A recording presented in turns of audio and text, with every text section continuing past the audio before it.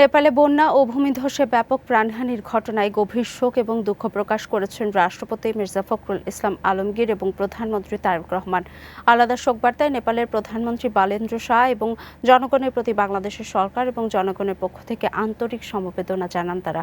বলেন, ভয়াবহ বন্যায় বিপুল সংখ্যক মানুষের প্রাণহানির ঘটনায় বাংলাদেশ সরকার গভীরভাবে শোকাহত এবং ব্যথিত। প্রকৃতির এই কঠিন বিপর্যয়ে নেপালের পাশে রয়েছে বাংলাদেশ। দুর্যোগের এই সংকটময় মুহূর্তে নেপালকে যে কোনো সময় প্রয়োজনীয় সহায়তা দিতে বাংলাদেশ সরকার প্রস্তুত রয়েছে। আজ শুরু হচ্ছে ত্রয়োদশ জাতীয় সংসদের তৃতীয় অধিবেশন। এই অধিবেশনে বাকি সংসদীয় কমিটিগুলোর গঠনই থাকছে সবচেয়ে বড় কাজ। তবে কমিটি গঠন ঘিরে নতুন টানাপোড়েন আর সরকার ও বিরোধী দল। জুলাই সনদ অনুযায়ী বিরোধী দলের জন্য নির্ধারিত 14টি স্থায়ী কমিটির সভাপতির পদ নিয়ে তৈরি হয়েছে অনিশ্চয়তা। বিস্তারিত জানাচ্ছেন কামরুল হাসান। দুটি অধিবেশন শেষ, এবার তৃতীয় অধিবেশনেই গঠন করতে হবে বাকি সংসদীয় কমিটিগুলো, আর সেই কমিটি গঠনকে ঘিরেই নতুন রাজনৈতিক সমীকরণ। জুলাই সনদ অনুযায়ী 14টি স্থায়ী কমিটির সভাপতির পদ পাওয়ার কথা বিরোধী দলের সদস্যদের, কিন্তু সরকার এই সুযোগকে যুক্ত করেছে সংবিধান সংশোধন সংক্রান্ত বিশেষ কমিটিতে বিরোধী দলের অংশগ্রহণের সঙ্গে। সরকারের পক্ষ থেকে অনানুষ্ঠানিকভাবে জানানো হয়েছে, বিশেষ কমিটিতে অংশ নিলে জুলাই সনদ অনুযায়ী সভাপতির পদ দেওয়া হবে। কিন্তু বিরোধী দল সেই কমিটিতে সদস্য দেয়নি, বরং দ্বিতীয় অধিবেশনের শেষ দিকে কমিটি গঠনের প্রতিবাদে ওয়াকআউটও করে। 3টা সেশনের মধ্যে সকল কমিটি করতে হবে, 2টা সেশন ইতিমধ্যে চলে গেছে। বাকি বিরোধী দলের নাম পেলেই আমরা কমিটিগুলো দেব, এবং আমরা গত রোববারে আমার কাছে দেওয়ার কথা ছিল, এখনও পাইনি। হোপফুলি আজকে বা কালকের মধ্যে পেয়ে যাব। পেয়ে গেলে আমরা কমিটিগুলো দেব। কার্যপ্রণালী বিধি অনুযায়ী তৃতীয় অধিবেশনের মধ্যেই প্রতিটি মন্ত্রণালয়ের জন্য একটি করে স্থায়ী কমিটি গঠনের বাধ্যবাধকতা রয়েছে। এখন পর্যন্ত গঠিত হয়েছে 19টি কমিটি। বাকি কমিটিগুলো গঠনের পাশাপাশি সভাপতির পদ বন্টনেও নিতে হবে সিদ্ধান্ত। তবে শুধু কমিটি গঠন নয়, এই অধিবেশনে উঠতে পারে বেশ কয়েকটি গুরুত্বপূর্ণ বিল। সংসদ সচিবালয়ে জমা পড়েছে জাতীয় মানবাধিকার কমিশন, গুম প্রতিরোধ ও প্রতিকার এবং সম্পত্তি হস্তান্তর সংশোধন সংক্রান্ত বিল। এছাড়া ব্যাংক রেজুলেশন সংশোধন এবং র্যাব বিলুপ্ত করে পুলিশের অধীনে বিশেষায়িত বাহিনী গঠনের স্পেশাল রেসপন্স ব্যাটালিয়ন SBR বিলও উঠতে পারে।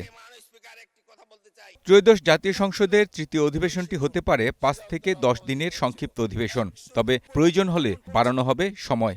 এই বাজেটের মাধ্যমে কামরুল হাসান, গ্রিন নিউজ, ঢাকা। এ বিষয়ে আলোচনা করতে বার্তা কক্ষ থেকে যুক্ত হচ্ছেন সহকর্মী কামরুল হাসান। চলে যাচ্ছি তার কাছে। কামরুল, সংসদীয় কমিটি গঠন এবং গুরুত্বপূর্ণ বিল নিয়ে সরকার এবং বিরোধী দলের দূরত্ব কেন, আর সমঝোতার সম্ভাবনা কতটুকু, আপনার পর্যবেক্ষণ জানতে চাই এ বিষয়ে। ধন্যবাদ আপনাকে। আজকে জাতীয় সংসদের ত্রয়োদশ জাতীয় সংসদের তৃতীয় অধিবেশন শুরু হবে। এর আগে দুটি অধিবেশন শুরু হয়েছে। আজকে যে অধিবেশনটি শুরু হচ্ছে, তৃতীয় অধিবেশনের মধ্যেই সংসদে একটি বিধান রয়েছে, প্রত্যেকটি মন্ত্রণালয়ের জন্য একটি করে স্থায়ী কমিটি গঠন করতে হয়, সংসদীয় স্থায়ী কমিটি। সেই স্থায়ী কমিটিগুলোর মধ্যে এখন পর্যন্ত 14টি স্থায়ী কমিটি গঠন করা বাকি আছে। এই তৃতীয় অধিবেশনে এই 14টি স্থায়ী কমিটি গঠন করতে হবে এবং প্রত্যেকটি কমিটির যারা সভাপতি রয়েছে তাদের নাম ঘোষণা করতে হবে এবং সদস্যদের নাম ঘোষণা করতে হবে। কিন্তু এখানে একটি জটিলতা তৈরি হয়েছে।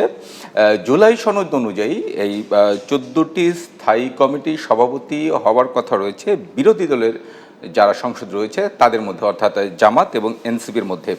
কিন্তু এখানে যে জটিলতাটা হচ্ছে যে সরকারি দলের পক্ষ থেকে একটি পরিষ্কার বিষয় বলে দেওয়া হয়েছে যে সংবিধান সংশোধন সংক্রান্ত একটি বিশেষ কমিটি রয়েছে, সেই কমিটিতে যদি বিরোধী দল অংশগ্রহণ করে তবেই তাদেরকে এই 14টি স্থায়ী কমিটির সভাপতির পদ দেওয়া হবে। কিন্তু বিরোধী দলের পক্ষ থেকে এখন পর্যন্ত সংবিধান সংশোধন সংক্রান্ত এই যে কমিটি রয়েছে সেই কমিটিতে তারা বিরোধী দলের পক্ষ থেকে, জামাত এবং এনসিপির পক্ষ থেকে কেউ অংশগ্রহণ করেনি এবং তাদের কোনো সদস্যের নামও দেওয়া হয়নি এই সংবিধান সংক্রান্ত বিশেষ কমিটির জন্য।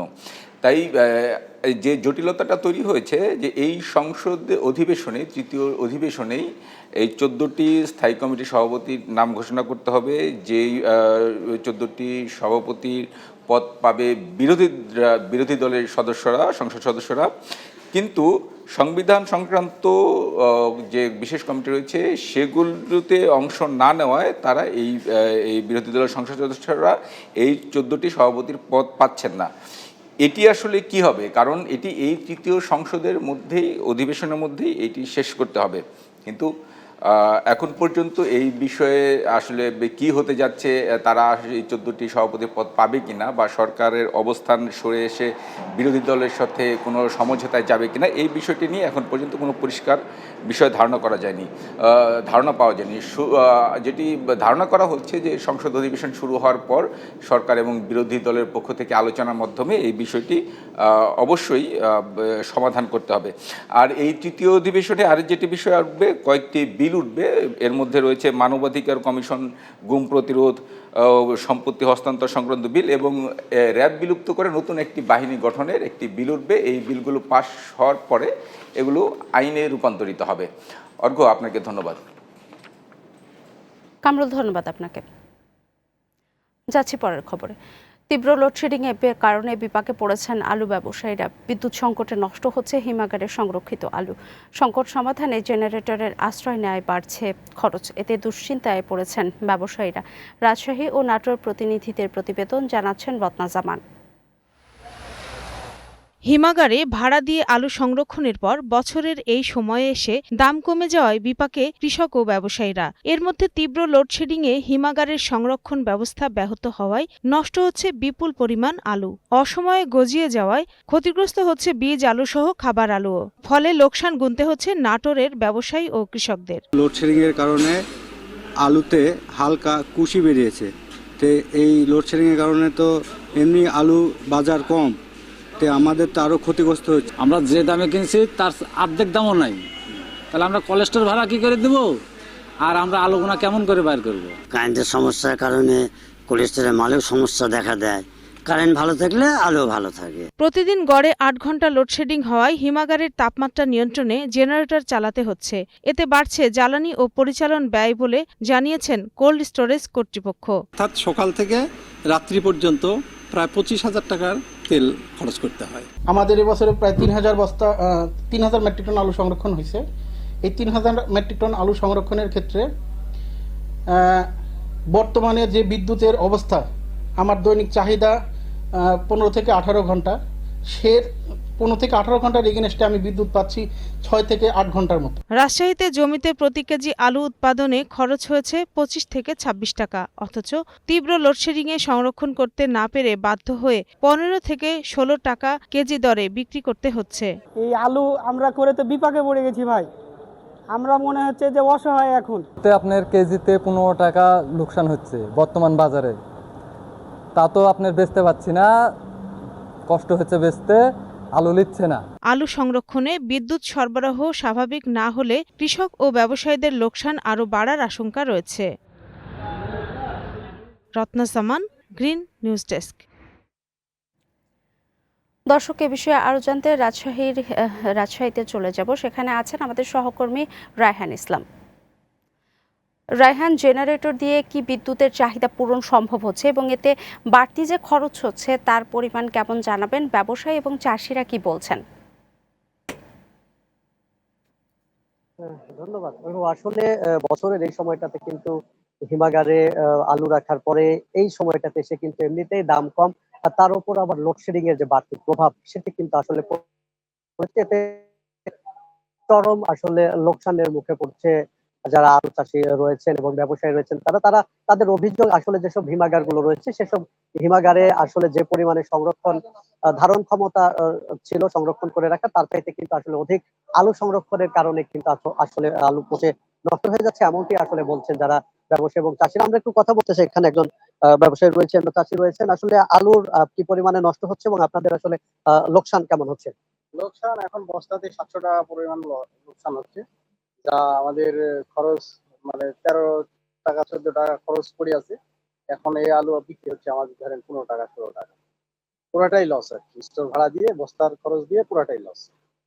আসলে শুনছিলেন যে আলু চাষিরা যেমনটি বলছিল যে তারা যে আসলে লাভের মুখ দেখার জন্য কিন্তু স্টোর গুলোতে আসলে আলু সংরক্ষণ করেছিলেন। তার ইয়াতে দেখছে যে আসলে লাভের চেয়ে কিন্তু লোকসানের সম্ভাবনাই বেশি। চাষিরা বলছেন আরেকটি বিষয় তথ্য জানিয়ে রাখতেছে, সেটা হচ্ছে রাজশাহী প্রায় 39টি হিমাগারের সব থেকে কিন্তু আলু কম বেশি আসলে পতন ধরেছে এবং প্রতি বস্তাতে কিন্তু 5 থেকে 10 কেজি বা তার চেয়েও কখনো বেশি পচা আলু কিন্তু আসলে পাওয়া যাচ্ছে, এমনটি আসলে বলছেন যারা। এমনিতে খরচের চেয়ে বাজারের যে মূল্য কম, তার উপর আবার তাদের যে বাড়তি আসলে লোকসানের মুখে পড়েছেন অন্তত প্রায় 20,000 কিন্তু আসলে ব্যবসায়ী কিন্তু এই লোকসানের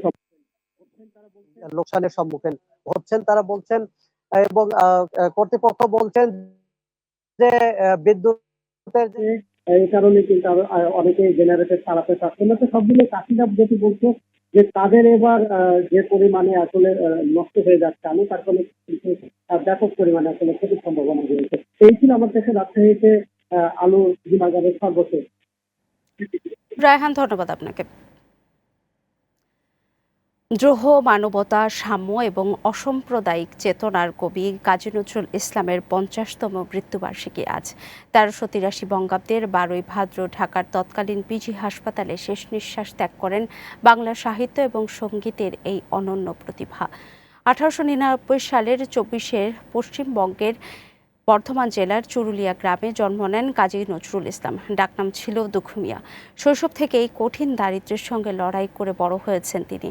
দারিদ্র্যের জয় করে ঐশ্বরিক মেধায় কবিতা, গান, গজল, হামদ, নাত, নাটক ও শ্যামাসঙ্গীত সহ সাহিত্যের নানা শাখায় রেখে গিয়েছেন অনন্য সৃষ্টি। অন্যায়, শোষণ, বঞ্চনা, বৈষম্যের বিরুদ্ধে নজরুলের কবিতা, গান এবং বাঙালির চেতনায় সমানভাবে প্রাসঙ্গিক।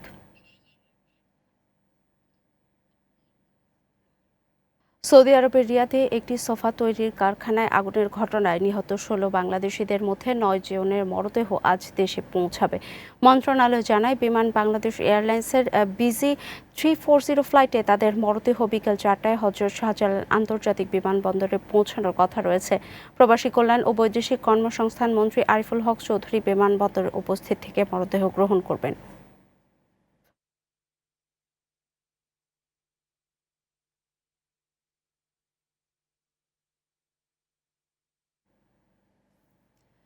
গাজীপুরের কোনাবাড়িতে ঝুটের গুদামে লাগা আগুন নিয়ন্ত্রণে কাজ করছে ফায়ার সার্ভিসের 5টি ইউনিট। ফায়ার সার্ভিস জানায়, ভোর 5:30টার দিকে দেউলিবাড়ি এলাকার ওই গুদামে আগুন লাগে।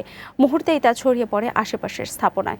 আগুন নিয়ন্ত্রণে স্থানীয়রা ব্যর্থ হলে ফায়ার সার্ভিস খবর দেওয়া হয়। গাজীপুর ফায়ার সার্ভিসের উপসহকারী পরিচালক সাইদুর রহমান জানান, নিয়ন্ত্রণের পর আগুন লাগার কারণ এবং ক্ষয়ক্ষতির পরিমাণ সম্পর্কে জানা যাবে। নারায়ণগঞ্জের রূপগঞ্জে দিন দিন বাড়ছে ডেঙ্গু রোগীর সংখ্যা। প্রতিদিনই জ্বর, শরীর ব্যথা, দুর্বলতা সহ নানা উপসর্গ নিয়ে রূপগঞ্জ উপজেলা স্বাস্থ্য কমপ্লেক্সে আসছেন রোগীরা। চলতি বছর মোট ডেঙ্গু রোগীর সংখ্যা 85 জন। শুধুমাত্র আগস্ট মাসেই ডেঙ্গুতে আক্রান্ত হয়েছেন 42 জন। এর বাইরে উপজেলার বিভিন্ন বেসরকারি হাসপাতাল এবং ক্লিনিকেও ডেঙ্গু আক্রান্ত রোগীরা চিকিৎসা নিচ্ছেন। তাই এখনই মশা নিধন কার্যক্রম চালু না করা হলে এবং বাড়ির নর্দমা ডোবা পরিষ্কার পরিচ্ছন্ন না রাখলে ডেঙ্গু আরও বাড়বে বলে মনে করছেন সংশ্লিষ্টরা।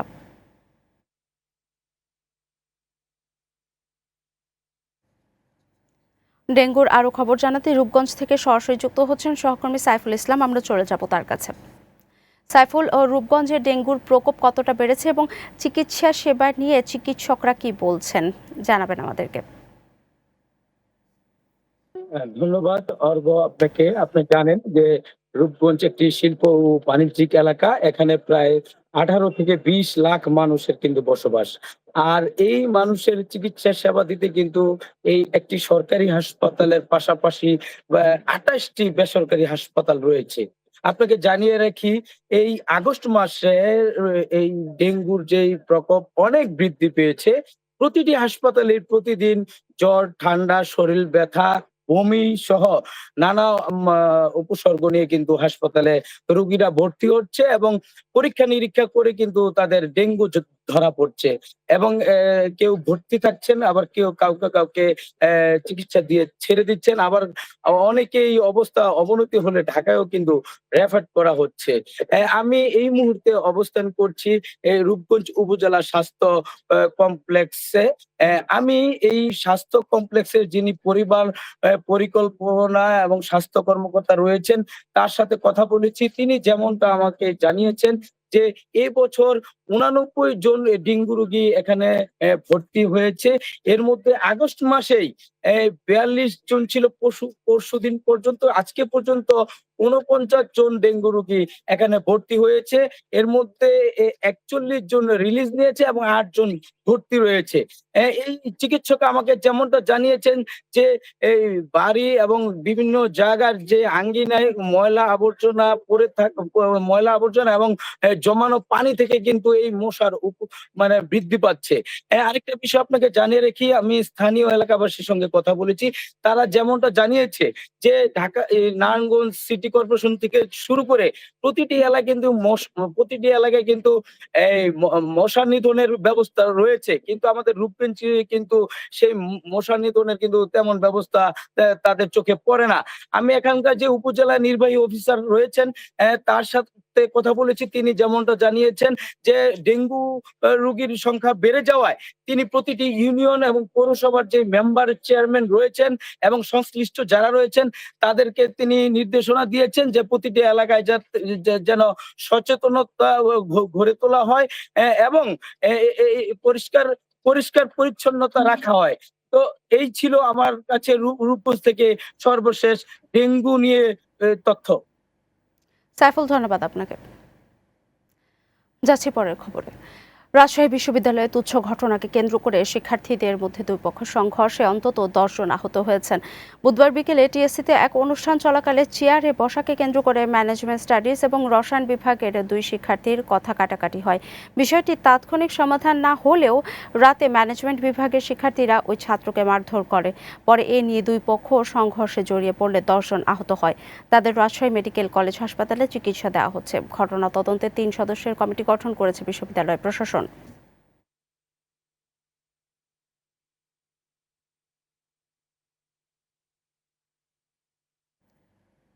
শিক্ষক সংকটে নারায়ণগঞ্জ সরকারি প্রাথমিক বিদ্যালয়ে ব্যাহত হচ্ছে দাপ্তরিক কার্যক্রম ও পাঠদান। বিদ্যালয়ে ব্যাহত হচ্ছে জেলার 547টি সরকারি প্রাথমিক বিদ্যালয়ের 343টিতেই নেই স্থায়ী প্রধান শিক্ষক। পাশাপাশি সহকারী শিক্ষক পদশূন্য রয়েছে 232টি। অভিযোগ স্বীকার করে দ্রুতই সংকট সমাধান হবে বলে আশ্বস্ত করেছেন জেলা প্রাথমিক শিক্ষা কর্মকর্তা। নারায়ণগঞ্জ প্রতিনিধি সাজিদ হোসেন সজিতের প্রতিবেদন, জানাচ্ছেন জেলিন জামান। জেলা প্রাথমিক শিক্ষা অফিসের তথ্য অনুযায়ী নারায়ণগঞ্জে 547টি সরকারি প্রাথমিক বিদ্যালয়ের মধ্যে 343টিতেই প্রধান শিক্ষকের পদ শূন্য। সহকারী শিক্ষক পদেও রয়েছে ঘাটতি। অনুমোদিত 3623টি পদের বিপরীতে কর্মরত আছেন 3391 জন, অর্থাৎ শূন্য রয়েছে 232টি পদ। প্রতিষ্ঠান প্রধানের পদ ফাঁকা থাকায় দায়িত্ব সামলাচ্ছেন সহকারী শিক্ষক। এতে দাপ্তরিক কাজ সামলে ঠিক মতো নিয়মিত দায়িত্ব পালন করতে পারছেন না তারা। সহকারী শিক্ষককে প্রধান শিক্ষকের সেই দায়িত্বগুলো দিয়ে দেওয়া হয়, তাহলে বিষয়টা একটু কঠিন হয়ে যায় তার জন্য। কেমন কঠিন হয়, যেমন তাকে দাপ্তরিক কাজও করতে হয়, আবার আমরা যারা সহকারী শিক্ষক ভারপ্রাপ্ত প্রধান হিসেবে দায়িত্ব পালন করছি তাদেরকে কিন্তু দোটানায় থাকতে হয়, ওই ক্লাসগুলো করতে হয় ঠিকঠাক ভাবে, আবার তাকে দাপ্তরিক কাজটাও করতে হয়। এই ডিপার্টমেন্টে যখন একটা প্রধান শিক্ষক না থাকে তো তার বহু সমস্যার সম্মুখীন হতে হয়। এর মধ্যে একজন শিক্ষক কমে যায়, কারণ একজন সহকারী শিক্ষককে প্রধান শিক্ষক ভারপ্রাপ্ত হিসেবে দায়িত্ব পালন করতে হয়। তো সেটা দায়িত্ব পালন করতে গেলে যে ক্লাসের যে একটা শ্রেণীকক্ষে তার পাঠদান থাকে সেটাও অনেকটা ব্যাহত হয়। বিদ্যালয়ে পর্যাপ্ত শিক্ষক না থাকায় সন্তানদের পড়াশোনা নিয়ে উদ্বিগ্ন অভিভাবকরাও। জেলা প্রাথমিক শিক্ষা কর্মকর্তা জানান, গ্রেডেশন সংক্রান্ত মামলা জটিলতায় দীর্ঘদিন আটকে আছে পদোন্নতি। তবে সংকট কাটাতে সরকারি নির্দেশনা অনুযায়ী কার্যক্রম এগিয়ে চলছে। সরকারি পদ শূন্য আছে, সেগুলো খুব শীঘ্রই নিয়োগ শুরু হয়ে যাবে। আমার নারায়ণগঞ্জে আমাদের যে নির্দেশনা আসছে সেই নির্দেশনা অনুযায়ী অক্টোবর 1 তারিখে তারা যোগদান করবে আশা করা যায়। প্রাতিষ্ঠানিক শিক্ষার সূতিকাগার প্রাথমিক বিদ্যালয়ে অবিলম্বে শিক্ষকের শূন্য পদ পূরণের তাগিদ দিয়েছেন সংশ্লিষ্টরা। জেরিন জামান, গ্রিন নিউজ ডেস্ক। বিরতির পর গ্রিন নিউজে স্বাগত আরও একবার। দর্শক, এবার জানব বিভিন্ন জাতীয় দৈনিক পত্রিকার প্রধান খবর এবং শিরোনামগুলো। নিউজরুম থেকে আমাদের সাথে যুক্ত হচ্ছেন গ্রিন টিভির সহকারী বার্তা সম্পাদক মোর্শেদা খান লিপি। অর্ঘ্য, ধন্যবাদ। আজকের জাতীয় অনলাইন পত্রিকাগুলোর প্রধান শিরোনাম নিয়ে যুক্ত হচ্ছি নিউজরুম থেকে। প্রথমেই জানব প্রথম আলোর শিরোনাম।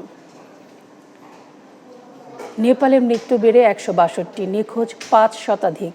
নেপালের পর্যটন কর্মকর্তারা জানান 579 জন পর্যটক নিখোঁজ রয়েছেন, এর মধ্যে 400 জনের বেশি বিদেশি পর্যটক। গাজীপুরে ঝুটের গোডাউনে আগুন, নিয়ন্ত্রণে কাজ করছে 5টি ইউনিট। গাজীপুর মহানগরীর কোনাবাড়ি দেউলিয়াবাড়ি এলাকায় আজ ভোরে ঝুটের গোডাউনে আগুন লাগে। যাচ্ছি কালের কণ্ঠে। এখানেও দেখা যাচ্ছে নেপাল নিয়েই শিরোনাম করা হয়েছে। নেপালে ভয়াবহ বন্যায় মৃতের সংখ্যা বেড়ে 162, নিখোঁজ শত শত পর্যটক। ইন্দোনেশিয়ায় দেখা মিলল গাঙ্গেয় হাঙ্গর। ঢাকায় আজও বজ্রবৃষ্টির সম্ভাবনা। যাচ্ছি পরের শিরোনাম, বাংলাদেশ প্রতিদিন। এখানেও নেপাল নিয়েই শিরোনাম করা হয়েছে। নেপালে ভূমিধস। নেপালের আকস্মিক বন্যা ভূমিধসে নিহত বেড়ে 162, নিখোঁজ 579। নেপালে আকস্মিক বন্যা ভয়াবহ ভূমিধসে নিহত বেড়ে 162 জনে দাঁড়িয়েছে।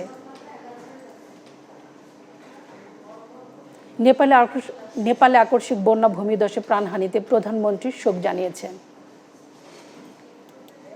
সমকাল। নেপালে এত বড় বিপর্যয়ের পেছনে ঠিক কী ঘটেছিল? গাজীপুরের 12 ঝুটের গোডাউনে আগুন নিয়ন্ত্রণে। নেপালে দ্বিতীয় জলোচ্ছ্বাসের সতর্কবার্তা। BD news 24।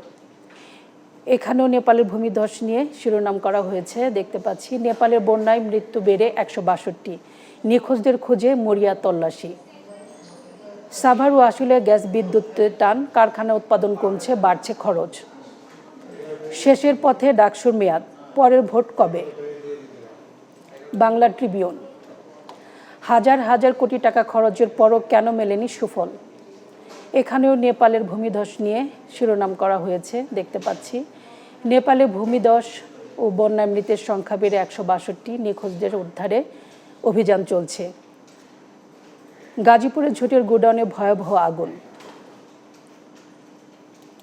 ঢাকা পোস্ট। নেপালের ভটিকুশি নদীতে আকস্মিক বন্যার নেপথ্যে কি? বিস্তারিত জানার চেষ্টা করছি।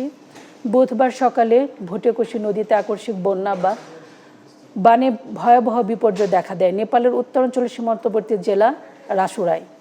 গাজীপুরে ঝুটের গোডাউনে আগুন 2 ঘন্টার পর নিয়ন্ত্রণে। যাচ্ছি পরের শিরোনামে, প্রতিদিনের বাংলাদেশ। এখানেও নেপালের ভয়াবহ ভূমিধস নিয়ে নিউজ করা হয়েছে। নেপালে ভয়াবহ বন্যায় নিহত বেড়ে 157, নিখোঁজ 4 শতাধিক। রাবিতে চেয়ারে বসাকে কেন্দ্র করে শিক্ষার্থীদের সংঘর্ষ, আহত 4। আলজিরায় ভয়াবহ দাবানলে নিহত 12, আহত 54। যাচ্ছি বাংলাদেশ সংবাদ সংস্থার অনলাইন পোর্টালে। নেপালে ত্রাণ উদ্ধার কার্যক্রমের সহায়তার জন্য প্রস্তুত বাংলাদেশ। নেপালে ভয়াবহ বন্যায় প্রাণহানিতে প্রধানমন্ত্রীর শোক। নেপালের ভয়াবহ বন্যা এবং ভূমিধসে যে পরিমাণ মৃত্যুর হার বেড়েছে, আসলে প্রাকৃতিক দুর্যোগের উপরে কারো হাত নেই। তারপরে যে পরিমাণ প্রাণহানির ঘটনা ঘটেছে, নিঃসন্দেহে এটা মর্মান্তিক একটি ঘটনা। আমরা আশা করব নেপালবাসী অবিলম্বে এই দুর্যোগ কাটিয়ে উঠবেন, সে প্রত্যাশা। অর্ঘ্য, আজকের মতো অনলাইন পত্রিকাগুলোর প্রধান প্রধান শিরোনাম ছিল এই। ধন্যবাদ আপনাকে। লিপি, আপনাকেও ধন্যবাদ। দর্শক, নিউজরুম থেকে আমাদের সাথে যুক্ত হয়েছিলেন গ্রিন টিভির যুগ্ম বার্তা সম্পাদক মোর্শেদা খান লিপি।